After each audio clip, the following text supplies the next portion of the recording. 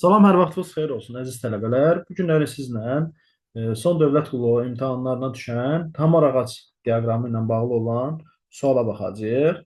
Burada məsələ nədən ibarətdir? Əksər tələbələrin bu sualda çətinlik çəkdiyini düşünürəm, amma sualın elə də mürəkkəb və çətin olmadığını sizə diqqətinizə çatdırmaq üçün çalışacağam indi izah verim. Burada məsələ nədən ibarətdir? Bizə deyir ki, 2024-cü ildə bəzi ölkələrin ümumi dövlət borcunu ümumdaxili məhsula nisbətdə faizinə göstərən hamar ağac diaqramından istifadə etməklə tapşırığı yerinə yetirin. Yəni, burada hamar ağac diaqramı göstərilib. Burada göstərilən tutalım ki, 168.9, nə bilim 84.7, 83, 54.3 və s.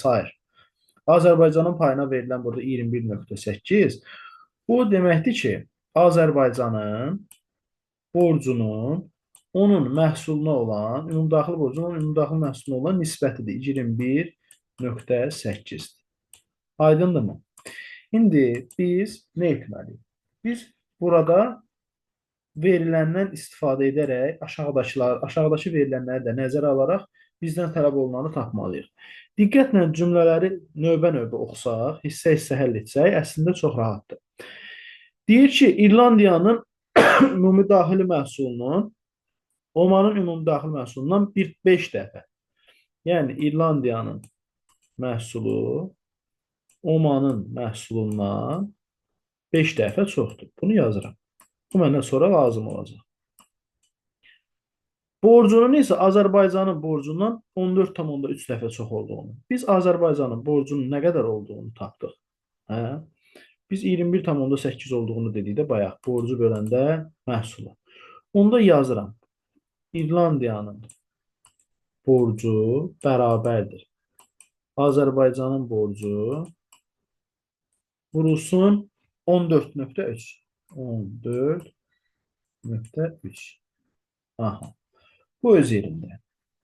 Bundan başqa bizə də verir ki, Omanın məhsulu Azərbaycanın məhsulundan 1,5 dəfə çoxdur. Biz Azərbaycanın borcunu 21,3 Azərbaycanın bir dəqiqə burada yazım. Azərbaycanın borcunu biz qəbul elədik 21,8. 21,8. Azərbaycanın məhsulunu nə qədər qəbul edirik? Yaxşı. 21,8 nəyini 21,8%-dir? Təbii ki, 100-ün. Onda Azərbaycanın məhsulu oldu 100. İndi burada mən əslində Omanı Azərbaycanla müqayisə etmək üçün bunu 100-ü qoydum bura. Yəni, bu 100-ə nəzərən biz işlərimizi görəcəyik.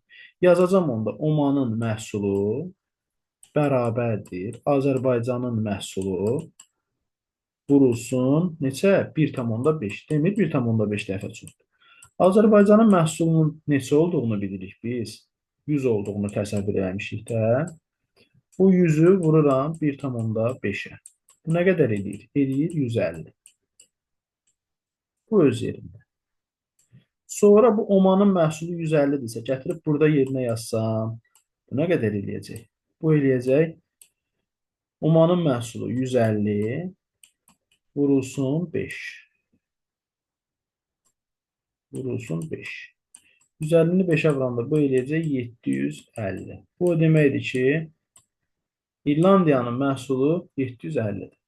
Hə, bəs burada nə edəcəm? Burada Azərbaycanın borcunu 21,8 qoymamışıq. Həmin o 21,8-i vuracağıq 14,3-ə.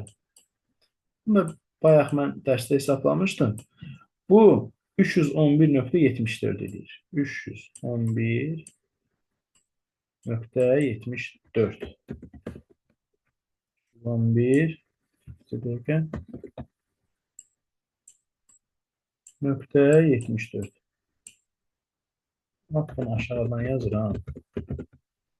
311,74. Aha. Bu oldu nə? İrlandiyanın borcu. Bu da İrlandiyanın məhsulu. Məndən soruşulan nədir? İrlandiyanın ümumdaxili borcunun onun ümumdaxili məhsuluna nisbətinin neçə faiz olduğunu müəyyənləşdirin. Sonra da deyir, təkliklərə qədər yuvarlaqlaşdırın. İrlandiyanın ümumdaxili borcu tapılıb 311,74. İrlandiyanın ümumdaxili məhsulu tapılıb 750. Bunu bölək vuraq 100-ə də faizlə hesablamaq üçün. Burada da yazacağıq 311,74 bölünsün 750 vuraq 100. Bunu da hesablasaq eləyir 41,56. Sonrasının ədədini yazmamışam, biraz uzun ədəd edir. Bunu da biz yuvarlaq götürsək, 41,56-nı götürsək, onu neçə faiz kimi götürərik? 42% kimi götürərik. Çünki təşkillərə qədər yuvarlaqlaşdırırsa 0,56-nı biz 1 qəbul edirik. Bu da olur, cavabım olur nə? 42 B variantı.